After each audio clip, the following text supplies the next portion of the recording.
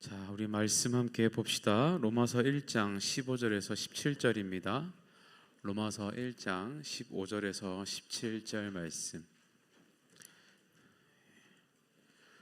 로마서 1장 15절에서 17절. 우리 성경 있는 친구들은 성경 찾으시고 또 핸드폰으로 찾으셔도 됩니다. 집에서 예배드리는 친구들도 반드시 성경책 옆에다 두면서 찾아가시면서 함께 말씀 들으면 좋겠습니다. 로마서 1장 15절에서 17절인데요. 우리 한 목소리로 다 같이 세 절밖에 안 되니까 우리 함께 읽어보겠습니다. 시작. 그러므로 나는 할 수 있는 대로 로마에 있는 너희에게도 복음 전하기를 원하노라. 내가 복음을 부끄러워하지 아니하노니 이 복음은 모든 믿는 자에게 구원을 주시는 하나님의 능력이 됨이라. 먼저는 유대인에게요 그리고 헬라인에게로다. 복음에는 하나님의 의가 나타나서 믿음으로 믿음에 이르게 하나니 기록된 바 오직 의인은 믿음으로 말미암아 살리라 함과 같으니라. 아멘. 자, 우리 푸른샘 찬양대에 나와서 준비한 찬양으로 하나님께 영광 올려드리겠습니다.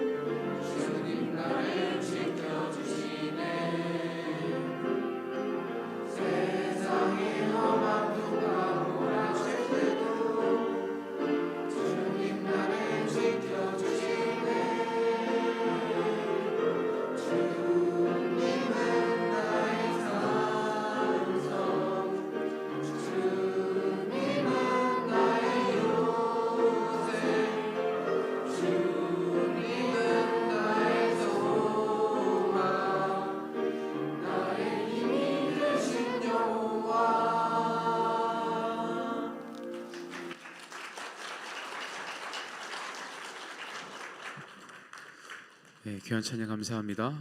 우리 푸른샘 찬양대가 점점 남탕이 되어가고 있습니다. 이상하게 지금 원래 한 줄만 섰었거든요. 어느 순간에 두 줄을 섰거든요. 이제 세 줄을 쓰는데 전부 남자애들만 지금 여기에서 내가 내 상큼한 목소리를 더 하고 싶다 이런 친구들이 있으면 우리 언제든지 들어오셔서 함께 하시면 좋겠습니다. 이게 원래 합창이라는 거는요, 잘하는 것보다 많이 하면 좋습니다. 많이 하기만 해도 뭔가 은혜가 있고요, 정말로 이렇게 좋은 또 신앙의 연습들이 될 겁니다. 또 이렇게 우리가 또 이렇게 성가대를 한다, 우리 같이 성가대 했다 이런 것만 해도 또 꽤 괜찮은 또 여러분 인맥이 될 수도 있고요. 또 혹시나 또 이 오빠들 중에 또 니들이 좋아하는 애가 있을 수도 있잖아, 그지? 그러면 자연스럽게 또 인스타도 좀 따고 이제 아주 좋은 갑자기 설레하는 애들이 있다, 좀 약간 진짜 있나봐.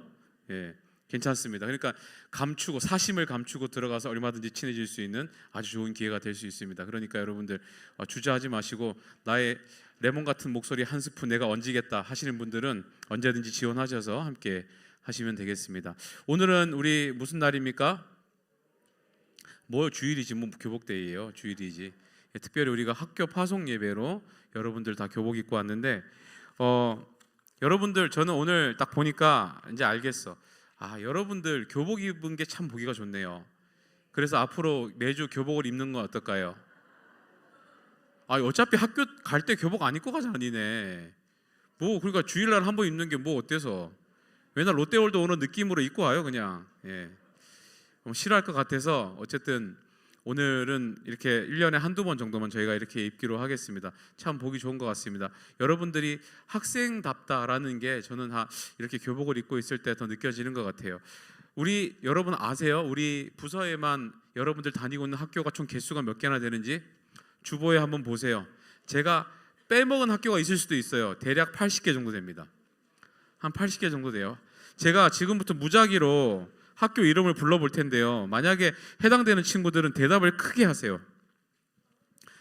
자, 해당되는 친구들 혹시 진짜 강화중이 있네요. 강화중, 강화여중 있습니까? 대답을 한번 세게 해보세요. 크게. 진짜 강화도에서 온답니다. 박수. 와, 있네요 실제로. 자, 너무 뻔한 학교인데 한번 불러봅시다. 계산여중. 계산여중 맞네요. 계산여중이 머릿수가 많습니다. 까불지 마세요. 싸워도 질 것 같아요, 니네들이. 자, 또 봅시다. 삼산중학교 있습니까? 삼산중. 저 삼산중이네요. 박수 한번 칩시다. 박수. 자, 보니까 서울에서 오는 친구도 있나봐. 여기 서울이라고 써진데 천왕중 있습니까? 천왕중 서울에서 오는 친구. 오늘은 차가 밀려서 못 온 것 같아요. 우리 고등학교 한번 불러봅시다. 고등학교 우리 계산고. 야, 니네 다니는 학교에 저 정도의 자부심은 있어야 돼요. 학교 이름이 나오는데 소리를 크게 지르는 게 당연한 거지. 자, 또 봅시다. 서운고 있습니까? 서운고 한 명이에요. 우리 교회 서운고 한 명입니까? 진짜예요? 한 명이에요? 많을 것 같은데. 자, 이런 고등학교도 있어요. 난 처음 들었네. 금융고등학교가 있습니까? 금융고 누구예요? 금융고. 손 한번 들어봅시다. 금융고. 돈 벌러 갔나 봐요. 네. 자, 이런 고등학교도 있네요. 해양고도 있습니까? 해양고. 누구예요? 해양고. 이 친구는 고기 잡으러 갔나? 오늘은 안 왔네요. 자, 또 우리 인천여고 있네요. 인천여고 누굽니까? 인천여고. 다 자퇴했어요? 왜 안 나왔어 전부 다? 내가 마지막으로 한 학교만 부릅니다. 그 학교에 만약에 그 학생이 왔으면 그 반 전체한테 선물을 주겠습니다. 한 학교만 부르겠습니다. 누구 부르지?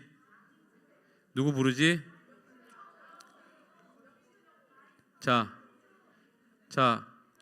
중학생 중에서 부르겠습니다. 자, 안 왔을 것 같은. 자, 이거 이름 좋네요. 자, 아라중학교 어디입니까? 아라중학교. 누가 왔어요? 아라중. 손 한번 들어보세요. 아라중학교. 없어요? 다시. 그 친구 찾아서 주면 안 돼? 다시 해야 돼? 나 기도 많이 해야겠네. 이것들 마음이 이렇게 메말라가지고. 자, 고등학교로 갑시다. 고등학교. 자, 부계여고 누구예요? 부계여고 나오세요. 부계여고. 예, 부계여고. 자,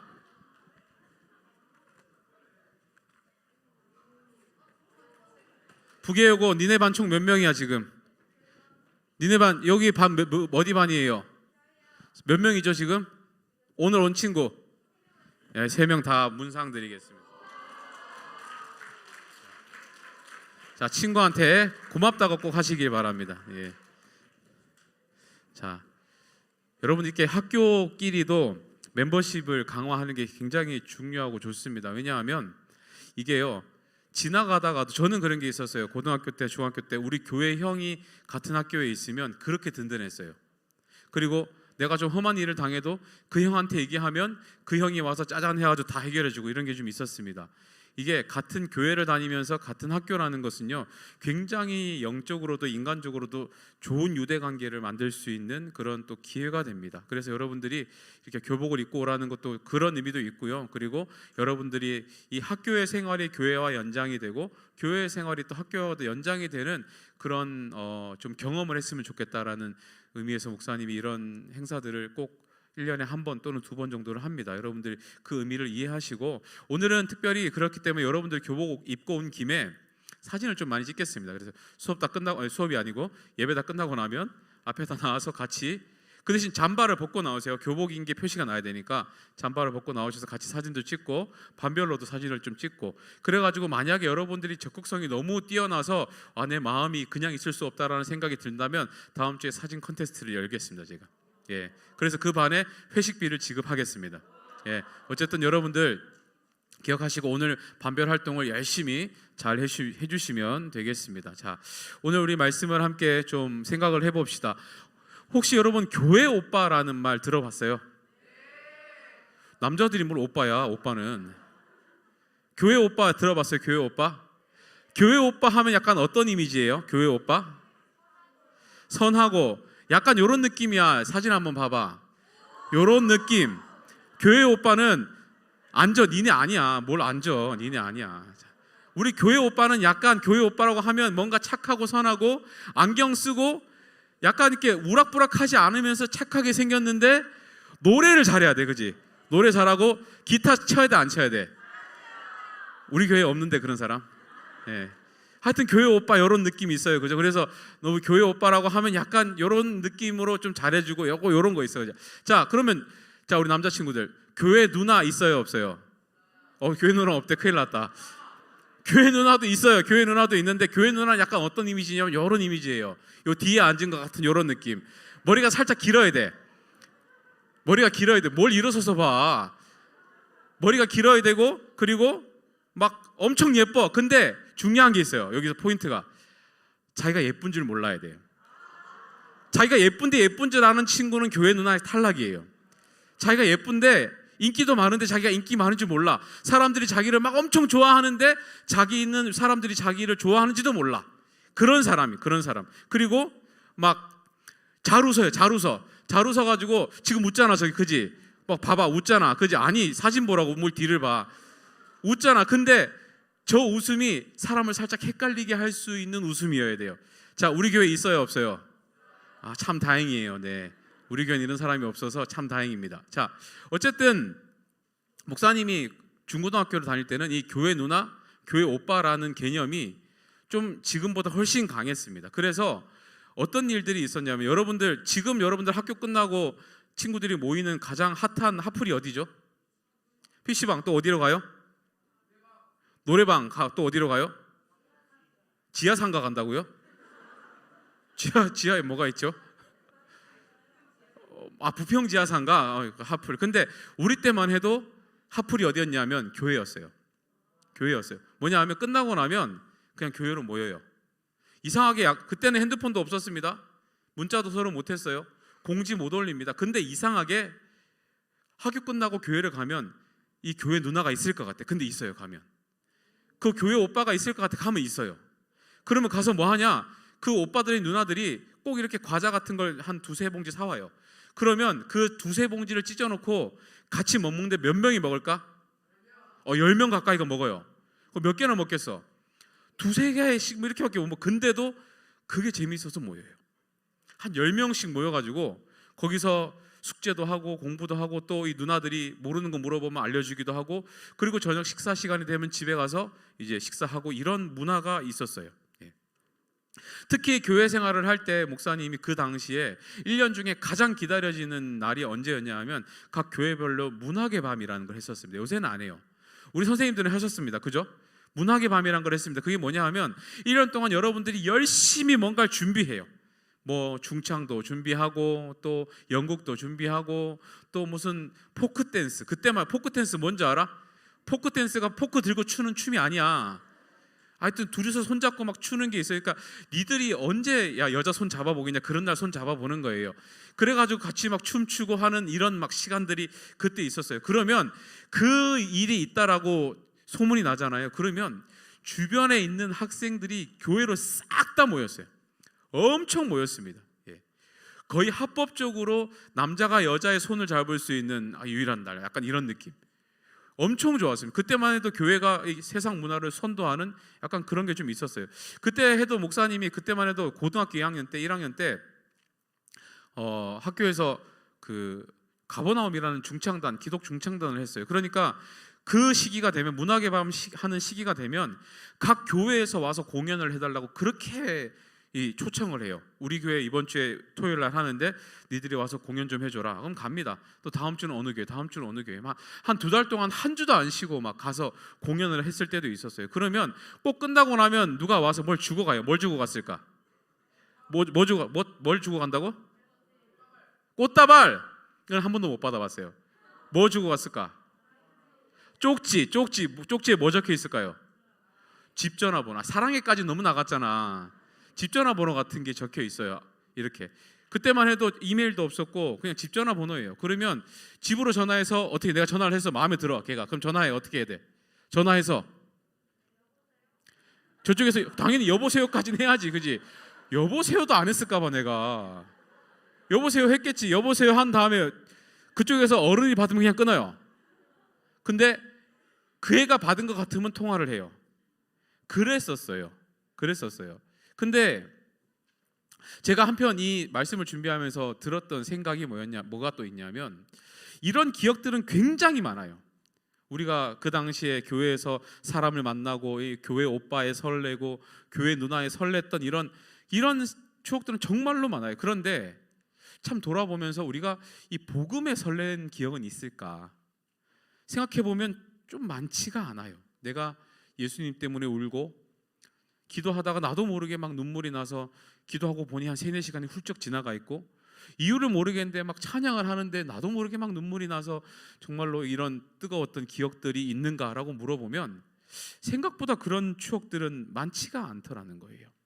있을 수 있습니다. 왜? 그 시기에 수련회나 이런 걸 통해서 하나님을 만나는 일들이 있기 때문에 있을 수 있어요. 하지만 근데 그게 얼만큼 지금도 내 인생 가운데 영향을 끼치고 또 내가 그걸 잘 기억하고 살아가는가라고 생각해 보면 그렇지 않은 경우가 더 많다는 거예요. 왜 그럴까라고 고민을 해봤습니다. 목사님이 분명히 나에게는 사람에 대한 기억들은 이렇게 많은데 왜 복음에 대한 기억들은 많지 않을까라고 생각해 보면 경험이 없는 게 아니라 우리가 복음에 대해서 이해를 잘 못하고 살았기 때문에 그런 거예요. 그게 복음에 관련된 일인지, 나한테 있었던 그 일이 복음 때문에 나에게 일어난 일인지에 대해서 내가 별로 모르는 상태로 그런 경험들을 해버리는 거예요. 그러니까 이게 정말로 예수님 때문에 내가 이런 마음이 생긴 건지, 아니면 그냥 나하고 좋아하는 사람들하고 함께 있다 보니까 기분이 좋아서 그런 일이 생긴 건지가 잘 구분이 안 되는 거예요. 우리가 제대로 복음에 대해서 배워보지 않았기 때문에 그렇죠. 복음이라고 하면 여러분들 뭐라고 설명할 수 있습니까? 그냥 보통 복음이라고 하면 목사님이 설교하는 거 이렇게 생각합니다. 목사님이 설교하는 게 복음일 거다. 근데 이게 전부는 아니에요. 절대로. 우리가 복음이 뭡니까? 라고 물어보면 우리가 짧은 문장, 몇 문장 안에 복음에 대해서 설명할 수 있는가? 잘 못해요. 그래서 요즘은 어른들은 뭘 배우죠? 전도 폭발이라는 걸 합니다. 왜냐하면 복음에 대해서 설명을 할 때에 어떻게 하면 긴 시간을 쓰지 않고 짧게 효율적으로 복음을 소개할 수 있을까를 물어볼 때 그걸 잘 준비하기 위해서 전문을 외우고 이렇게 하는 거예요. 그러니까 이게 복음에 대해서 내가 아는 게 없다 보니까 뭔가 이 교회 밖에서의 일과 이 복음이 약간 설명이 잘 안 되는 거예요. 연결이 잘 안 되는 거예요. 지금 여러분 뭐라고 돼 있어요? 이게 학교에서도 크리스천입니다. 예, 뭐라고 돼 있어? 콜라보레이션. 여러분들의 삶과 학교가 분리되지 않고 신앙이 분리되지 않고 이렇게 연결되어 있다라는 것을 설명하는 건데요. 우리가 그게 연결됐다고 생각을 못 하는 거야. 여러분들 솔직하게 한번 얘기해 보세요. 지금 예배 드리는 것처럼 이렇게 집중하고 딴짓 안 하는 것처럼 학교에서도 이렇게 수업 들어요? 수업 잘 안 듣잖아. 그렇게 수업 시간에는 딴짓도 하고 고개도 숙이고 있고 또 목사님한테 얘기하는 것처럼 친구들한테도 밖에서 그렇게 얘기합니까? 아니잖아요. 여러분들 얘기할 때는 좀 더 거칠게 얘기하고 욕도 하고 막 이러잖아요. 근데 여러분들이 왜 그렇게 행동할까요? 교회에서는 그러면 안 된다고 생각을 해요. 근데 학교에서는 그래도 된다고 생각을 해. 왜 되지? 교회에서는 안 되는데? 여러분들이 삶과 신앙을 분리를 시켜놓은 거야. 학교에서는 그래도 된다고 생각을 하고 교회에서는 그러면 안 된다고 생각하는 것 자체가 이미 여러분들의 신앙과 삶이 분리가 되어 있는 거예요. 왜 이런 일이 일어난다고요? 여러분들이 믿고 있는 복음에 대해서 여러분들이 잘 몰라서 그래요. 몰라서. 여러분 복음이 뭡니까 대체? 우리가 왜 제대로 알아야 되는 거예요? 왜 복음이 우리의 삶을 바꿀 수 있다고 얘기를 하는 겁니까? 여러분들의 삶은 하나도 바뀌지 않았는데 여러분들은 복음을 믿으면 내 인생이 바뀔 수 있다라고 왜 그렇게 생각은 그렇게 하고 있는 거예요? 내 삶에는 그 일이 실제로 일어나지 않고 있는데. 여러분 세상에서 제일 불쌍한 사람이 누구일까요? 못 먹는 사람, 가난한 사람 이런 사람이 아닙니다. 목사님이 볼 때 세상에서 가장 불쌍한 사람, 불행한 사람은 누구냐면요, 내가 가지고 있는 게 얼마나 좋은지를 모르는 사람이 제일 불쌍해요. 예를 들어서 예전에 어떤 사람이요 미국에 이민을 가게 됐습니다. 이민을 가게 되면서 이민 가면 부모님을 자주 못 만나잖아요. 그래서 부모님한테 뭘 사주고 갔냐 하면 아이패드를 사주고 간 거예요. 이거 페이스타임을 하면 우리 얼마든지 화상통화하면서 얘기하고 할 수 있어요 라고 이렇게 알려주고 갔어요. 인터넷도 연결하는 거 다 알려주고 갔어요. 그러고 나서 근데 여러분 실제로 화상통화를 처음에야 몇 번 여러 번 하지만 이게 뭐 일주일에 한 번 하던 게 막 한 달에 한 번 하게 되고 막 이러잖아요 사람이. 그리고 전화나 그냥 간단하게 하게 되고. 그러고 나서 이제 가끔 한 번 이제 한국에 들어올 때 들어와서 봤는데 이 아들이 깜짝 놀래 기절할 뻔했대요. 보니까 아이패드가 냄비 받침이 돼 있더래요. 실제로 있었던 일이에요. 여러분 아무리 좋은 아이패드를 사준들 그거 냄비 받침으로 쓰면 의미가 있는 겁니까? 우리가 아무리 좋은 복음을 가지고 있어도 그 복음의 가치를 모르고 냄비 받침처럼 쓰고 있으면 그 인생이 불쌍한 거예요. 목사님이 실제로 공부했던 그 텍사스에 가면 아주 유명한 유전이 있습니다. 예이츠 유전이라는 곳인데요. 여기가 굉장히 유명해요. 왜 유명하냐면 기름이 나기 때문에 유명한 건 아닙니다. 왜냐하면 텍사스라는 땅은요 거의 전체가 기름이에요. 근데 그 기름이 그냥 우리 꽂으면 이렇게 올라오는 액체 상태가 아니라 대부분 모래 속에 이렇게 섞여 있는 기름 상태예요. 그래서 이걸 셰일 가스라고 부릅니다. 셰일이라고 불러요. 그러니까 특별한 기술이 있어야지만 이렇게 뽑아낼 수 있는 상태이긴 하지만 어쨌든 텍사스 땅 거의 전부는 기름이 있다고 보면 돼요. 근데 그 중에 예이츠라는 유전이 유명해요. 그러니까 흔하잖아 기름이. 흔한데 뭐 예이츠 유전이 왜 유명한가? 왜 유명한가 하면요. 원래 이 땅은 예이츠라는 사람이 가지고 있었던 목장이었어요. 예이츠라는 사람이 거기서 목축업을 했던 곳이었어요. 그런데 이 사람이 가난하게 살았을까요? 부자로 살았을까요? 평생 가난하게 살았습니다. 평생 가난하게. 나라에서 지원을 받지 않으면 안 될 정도로 평생 가난하게 살았어요. 그래서 이 사람이 원래는 이 땅을 그냥 팔고 싶어 했대요. 근데 팔려고 하는데 안 팔려. 이유가 뭐냐 하면 이상하게 그 풀도 잘 안 나고요. 거기 보면. 그리고 막 먹을 것도 별로 없고 가끔 이상한 무슨 구멍들이 있는데 거기서 무슨 찐득찐득한 무슨 새카만 이런 오물 같은 게 올라와가지고 그게 몸에 묻으면 씻기지도 않고 냄새도 지독해가지고 동물들이 그 근처를 안 가려고 하고 막 이러니까 사람들이 그 땅을 안 산 거예요. 그리고 나서는 이 사람은 죽었습니다. 평생 가난하게 살다가 죽었어요. 그리고 그 아들이 그냥 아버지 땅을 받아가지고 그대로 목장을 운영을 했어요. 그런데 하루는 그 땅을 지나가던 석유 개발업자가 이 땅을 보고 여기 기름이 있을 것 같은데 라고 생각을 합니다. 그리고 그 사람한테 제안을 해요. 이 땅을 좀 빌려줘라. 그러면 우리가 너한테 임대료를 줄게. 그러니까 이 사람 입장에서는 좋다고 얼마라도 받으면 더 좋지. 굉장히 싼 값에 임대료를 줬습니다. 근데 실제로 파고 보니까 무려 하루에 4만 드럼이 4만 드럼. 4만 드럼이니까 이제 잘 모르겠지. 1드럼이 200리터입니다. 하루에 4만 들어면 기름 몇 리터예요 그럼? 야, 초등학교 나왔으면 이 정도 곱하기는 해야지. 4만 들어 곱하기 200리터 뭐예요? 800만 리터예요. 800만 리터. 감이 와요? 800만 리터. 그래가지고 깜짝 놀라서 다른 샘들을 또 이렇게 파보기 시작하는데요. 더 많은 기름이 있는 거예요. 더 많은 기름. 그 H 유전을 발견한 지 30년이 지났습니다. 지금 매일 800만 리터씩을 뽑고 있어요. 그런데 지금도요, 하루에 6만 드럼 이상을 뽑아내는데 몇십 년은 더 풀 수 있대요. 지금도. 근데 여러분 정말 아이러니한 게 뭐예요? 여러분들 뒷마당에 기름 나오면 여러분들 학교 다닐 거야? 엄청난 불을 이 사람은 깔고 앉아 있었어요. 자신의 집 아래에 엄청난 불을 이 사람은 깔고 앉아 있었어요. 그런데 몰랐어요. 평생 불행하게 살았어요. 평생 빈곤하게 살았어요.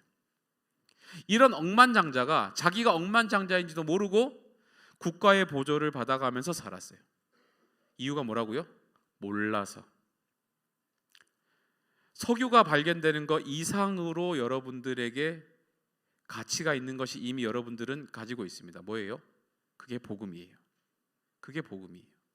여러분들은 예수를 이미 소유했습니다. 평생 뽑아내도 마르지 않는 유전보다 훨씬 더 가치 있는 예수를 소유했는데 우리가 그 예수님이 얼마나 가치 있는지를 몰라요. 이게 가장 큰 문제예요. 너무나도 많은 사람들이 나는 구원받았다라고 얘기를 합니다. 나는 복음 안에서 구원받았다고 얘기합니다. 그런데 나를 구원시킨 그 복음이 얼마나 가치 있고 위대하고 대단한 것인지를 몰라요. 알면 쓰겠죠. 제가 여러분들한테 많이 하는 말이 있습니다. 좀 불경건한 표현이긴 한데요, 정말 많이 하는 말. 하나님 뒀다 어디 있으신? 여러분, 하나님 뒀다 어디 있어요? 정말로 저는 답답해서 하는 말입니다. 여러분, 하나님 믿잖아요. 하나님 자녀잖아요. 예수 믿잖아요. 복음으로 구원 받았잖아요. 근데 대체 하나님 뒀다 어디 쓰십니까? 가끔 필요할 때만 꺼내 쓰시는 거예요. 시험 보기 전에 이럴 때만. 그래서 우리는 엄청난 대단한 가치를 내 발 아래 깔고 있으면서도 불구하고 우리는 그게 얼만큼 대단한지를 모르고 살아요. 제가 예를 한번 들어볼까요? 증거를 보여줄까요? 우리나라의 한 선교단체가요, 대학생 청소년들 복음화율 조사를 했습니다. 여기서 복음화율이라는 것은요, 교회 다니는 비율이 아니라 교회 안에서 당장에 너를 죽으면 천국 갈 수 있어 없어? 라고 물었을 때 저는 천국 갈 거라고 확신합니다 라고 대답할 수 있는 사람들. 교회 다녀라고 묻는 게 아니라 너 내일 만약에 당장 예수님이 오시면 저는 너무 기쁘게 아멘 하고 저 따라갈 겁니다 라고 말할 수 있는 친구를 물어본 겁니다. 이게 복음화율이에요. 조사를 했는데요, 응답자의 몇 퍼센트가 저는 그렇다고 얘기를 했을까요? 참고로 우리나라의 복음화율, 그러니까 우리나라의 이 전체 종교 비율이 기독교가 차지하는 비율은 대략 20% 정도입니다. 지금 현재 우리나라가 5천만 명 인구면 한 1,000만 명 정도가 교회를 다니는데 20% 정도 돼요. 그러면 그 친구들 몇 퍼센트가 나는 당장에 예수님 오셔도 천국 갈 수 있다고 대답을 했을까요? 몇 퍼센트 정도 될까요? 4%, 3%였어요. 진짜로. 100명 중에 95명은 대답 못했어요. 100명 중에 95명 대답 못했습니다. 3%, 4% 정도만 나는 당장에 예수님이 오셔도 저는 천국 갈 수 있습니다. 괜찮아요 라고 얘기했대요. 요새 교회를 다니는 젊은이들이 얼마나 심각하게 신앙생활을 하고 있냐면요, 목사님이 다녔던 총신대학교라는 데는 신학대학교입니다. 그러니까 진짜로 목사님 될 사람들, 정말로 예수를 믿는 걸 아예 처음부터 검증을 하고 세례 교인만 받는 학교가 총신대학교입니다.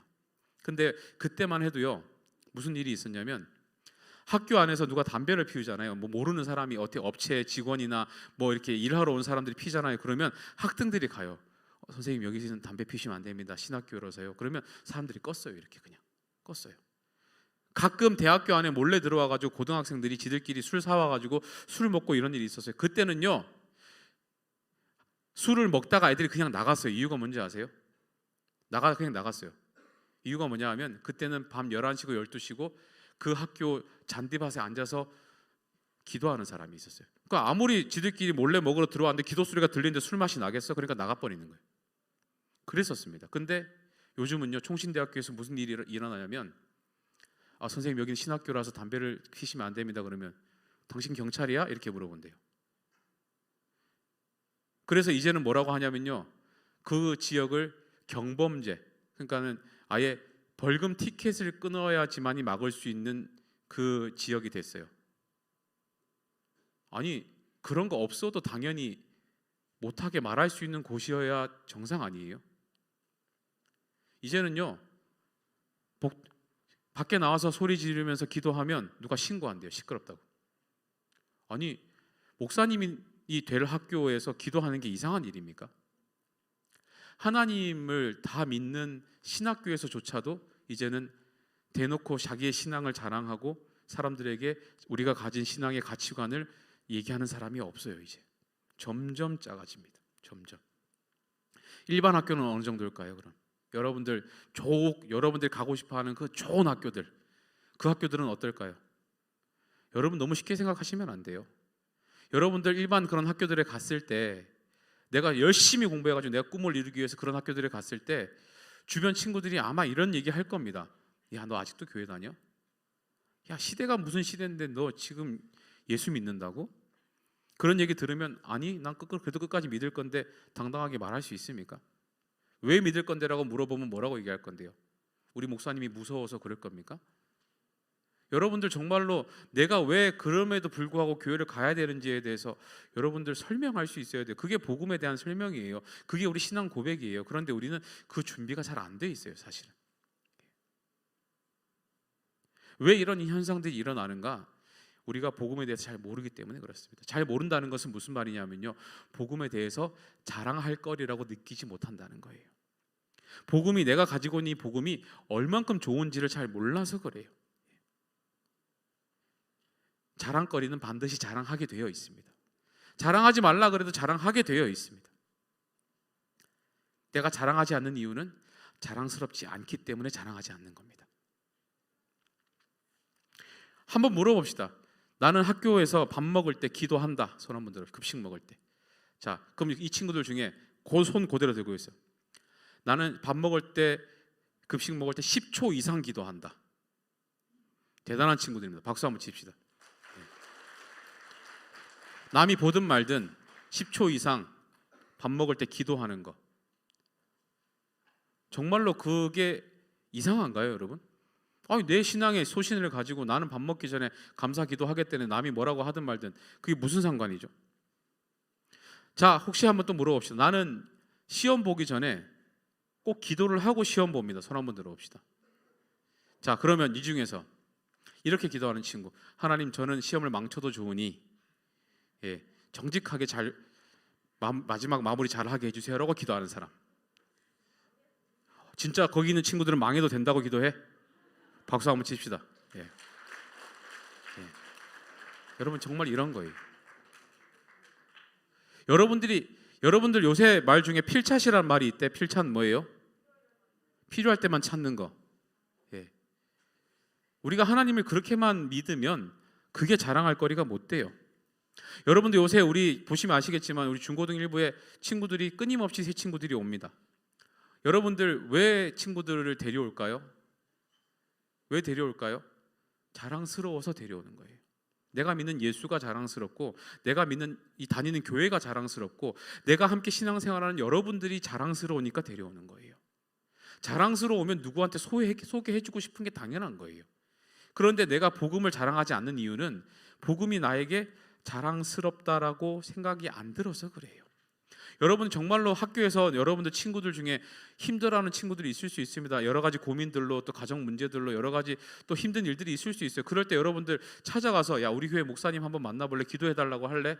라고 말할 수 있어야 돼요. 우리가 그게 자랑할 거리가 되면 당연히 자랑하는 거예요. 그런데 목사님이 얼마 전에 친구 목사님한테 너무 가슴 아픈 얘기를 들었어요. 어떤 일이 있었냐면, 그분도 고등부를 담당을 하는 분이세요. 열심히 가르쳤대요. 제자 훈련도 시켰대요. 고등학교 때까지 정말로 중학교 때부터 한 5년을 매년 빠지지 않고 훈련도 시켰답니다. 그런데 이 친구들 그때까지만 해도 교회 임원도 하면서 매년 수련도 안 빠지고 예배도 한 번도 안 빠지는 친구들이었대요. 그런데 어느 순간에 그 친구들이 고등학교를 졸업하고 청년부를 갔는데 그 친구들 얼만큼 잘 지내는가 싶어가지고 페이스북을 들어가 보니까 그 친구들이 친구들하고 술 먹고 있는 사진을 SNS에 올려놨대요. 그럴 수는 있어요. 술을 먹을 수는 있을 수 있습니다. 그런데 그 친구 목사님이 속상했던 건 뭐냐면 그 어떤 페이스북 다른 게시물에 신앙에 관련된 거는 하나도 없었어요. 술을 먹는 것과 술 먹는 것을 올리는 건 다른 문제입니다. 그죠? 상황에 따라서 그 자리에 가 있을 수도 있고요. 또 먹을 수도 있을 수도 있습니다. 안 먹으면 좋겠지만, 근데 그 먹는 상황이 게시해서 올리는 거는 내가 그 상황이 좋다는 거예요. 자랑스럽다는 거예요. 좋아요. 그러면 내가 이거 이만큼 자랑했으면 우리 예수님 자랑도 좀 같이 해야 되는 거 아니에요? 예수님 자랑은 하나도 안 해. 근데 친구들하고 그런 자리 가서 놀았던 건 자랑해요. 5년 내내 제자 훈련 받으면 뭐합니까? 한 주도 안 빠지고 교회 나오면 뭐해요? 평생을 교회를 떠난 적이 없는데 나는 예수 자랑을 한 번도 안 해. 이게 문제 아니에요? 고작 세상 물정 1년 맛봐놓고 대학교 들어가서 고작 몇 개월 세상 물정 맛봐놓고 이게 대단하다고 자랑하는 그게 얼만큼 신앙이 없다는 소리예요. 우리가 그렇게 살아오고 있을 수도 있습니다. 여러분 적어도요, 여러분들이 다른 어떤 것들을 자랑하려면 내가 가지고 있는 예수님도 또 그만큼 자랑할 수 있어야 돼요. 그 목사님이 그러더라고요. 내가 뭘 가르쳤나 싶은 생각이 들더래요. 정말로 저는 여러분들이 그와 같은 상황에 안 들어가길 바랍니다. 적어도 여러분들이 내 인생에 어떠한 것들을 자랑하고 싶을 때요, 그 이면에 그 모든 여러분들의 삶의 뿌리에 기반이 되고 있는 복음과 예수님에 대한 자랑거리도 함께 있었으면 좋겠습니다. 같이 가야죠, 적어도. 근데 우리는 나를 드러내는 것은 열심히 자랑하는데 예수님을 드러내는 것은 굉장히 소극적으로 자랑해요. 그건 겸손이 아니에요. 겸손이 아니에요. 하나님은 아마 배신감을 느끼실 겁니다. 우리가 오늘 읽은 성경 이 시대에도요, 보면 이렇게 복음을 부끄러워하는 사람들이 있었어요. 우리 고린도전서 1장 22절 23절인데요. 우리 화면 보시면서 함께 읽어봅시다.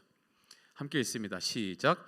유대인들은 표적을 구하고 헬라인은 지혜를 찾으나 우리는 십자가에 못 박힌 그리스도를 전하니 유대인에게는 거리끼는 것이요 이방인에게는 미련한 것이로다. 자, 보시면 유대인들은 표적을 좋아했대요. 헬라인들은 지혜를 좋아했대. 그러니까 그걸 자랑했다는 거. 유대인들은 뭔가 자기들이 율법을 잘 지켜서 뭔가 나타나는 이런 것들을 막 자랑했다는 거예요. 그리고 헬라인들은요, 자기들이 무슨 헬라 철학 이런 걸로 철학적인 이야기들을 막 소크라테스 이런 사람들을 막 자기 그런 깨달은 것들을 막 자랑했대요. 그런데 복음을 전하면 이 사람들이 꺼리꼈대요.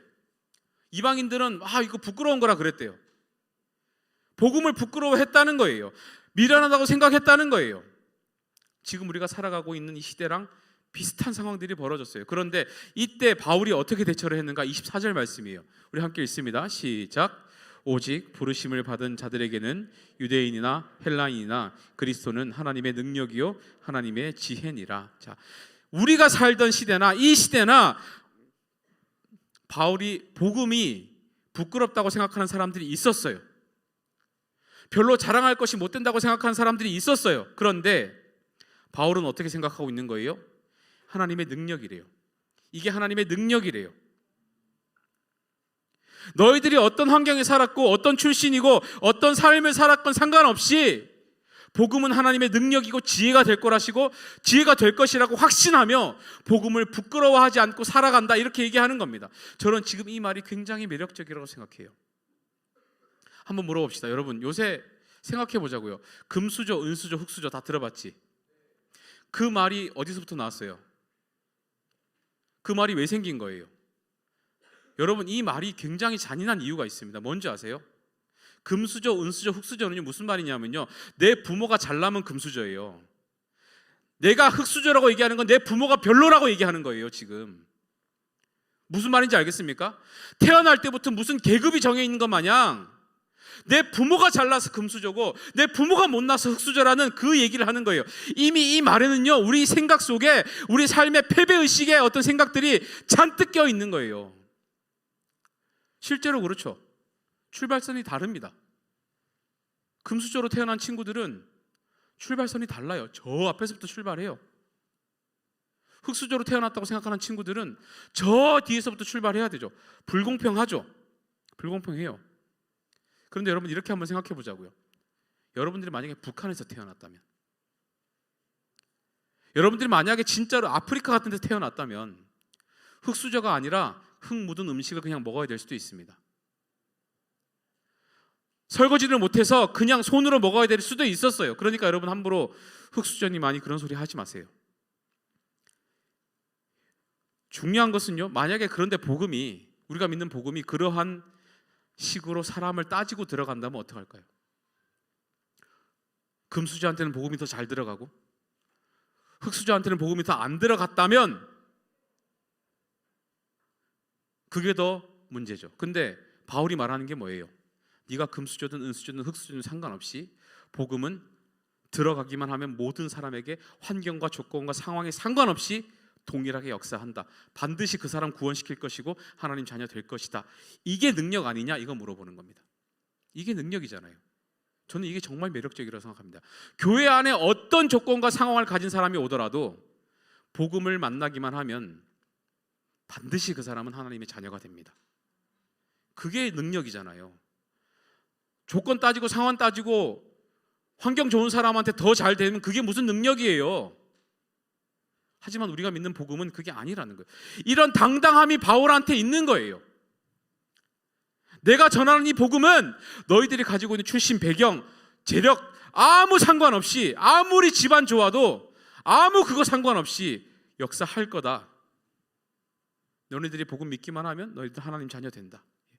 이 당당한 외침이 여러분, 지금 결국 그 온 유럽을 지나서 대서양을 건너서 미국 땅을 지나가서 그리고 그 미국에서 선교사들이 우리나라에 들어와서 우리까지 믿게 됐잖아요. 이거 자체만 봐도 능력 아닙니까? 여러분, 혹시 우리 선생님들 그거 기억나세요? 홍콩 할매 귀신 아는 사람 손 한번 들어봅시다. 우리 선생님들 중에 홍콩 할매 귀신 알면 최소 40살 넘은 거예요. 한번 보여주세요. 홍콩 할매 귀신이라는 소동이 심지어 뉴스에도 보도가 됐어요.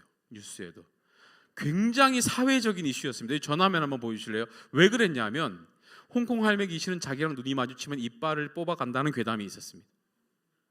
진짜예요. 홍콩 할매 귀신은 반쪽은 할머니 얼굴이고 반쪽은 여우 얼굴 같은 이런 건데요.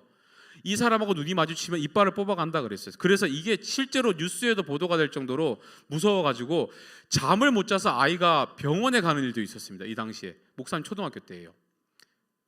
그리고 만약에 길에 가다 홍콩 할매 귀신을 만나잖아요. 그러면 홍콩 할매 귀신으로부터 탈출할 수 있는 유일한 방법이 있었습니다. 뭐였냐면요. 혹시 방법 기억나는 사람? 우리 선생님들은 잡혀가면 다 이빨 뽑힐 사람들이었네. 저는 방법을 알고 있었어요. 뭐냐 하면 홍콩 할매 귀신이 무슨 질문을 하더라도 마지막에 홍콩으로 대답하면 봐준다 그랬어요. 말도 안 되지. 근데 그러면 보내준다고 했다니까요. 너 몇 살이야? 16살이요 홍콩. 이러면 봐줬다니까요. 그런 일이 실제로 그래서요, 진짜로 자기 전에 꿈에서라도 나는 만나면 홍콩 대답하려고 홍콩 하면 이러고 잤다고 내가. 근데 여러분, 그 지금 소문이 지금으로부터 30년이 지났거든요. 30년. 기억하는 사람 있습니까? 없습니까? 없어요. 아무도 기억 못합니다. 여러분, 소문이라는 게 이래요. 10년만 지나가도 사람들 기억 속에서 모두 사라져버립니다. 기억이 안 나요. 그런데 이 바울이라는 사람이 외치는 이 복음은 지금 몇 년 동안 지속되고 있는 거예요? 2000년 동안 지속되고 있어요. 이게 진짜라는 증거입니다.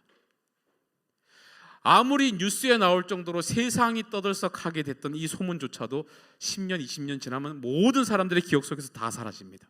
그런데 정말로 진짜는 1000년이 지나도 2000년이 지나도 글자 하나 바뀌지 않고 그대로 전해져서 지금도 사람의 조건과 상황과 교육 수준과 환경과 그 모든 것에 상관없이 그 사람을 하나님의 자녀 되게 하는 능력으로 역사하고 있다는 겁니다. 이게 여러분들이 믿고 있는 복음의 가치예요.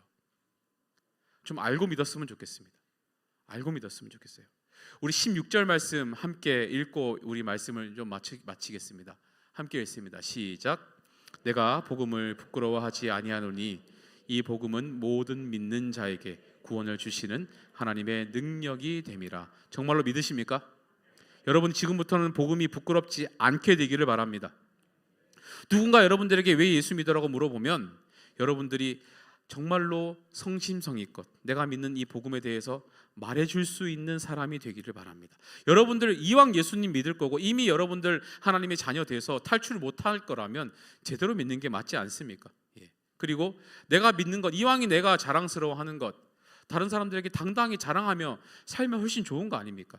여러분들 학교에서 저는 정말로 그런 학생들이 다 되기를 바랍니다. 여러분들은 학생이 아니에요. 그냥 학생이 아니에요. 여러분들은 예수 믿는 학생들입니다.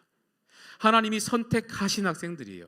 예수 믿는 학생들은 집에서도 예수 믿는 사람이고요, 학원에서도 예수 믿는 사람이고요, 학교에서도 예수 믿는 사람이고요, 길에서 친구들이랑 노래방 가서도 예수 믿는 사람이고요, 놀러 다닐 때도 예수 믿는 사람입니다.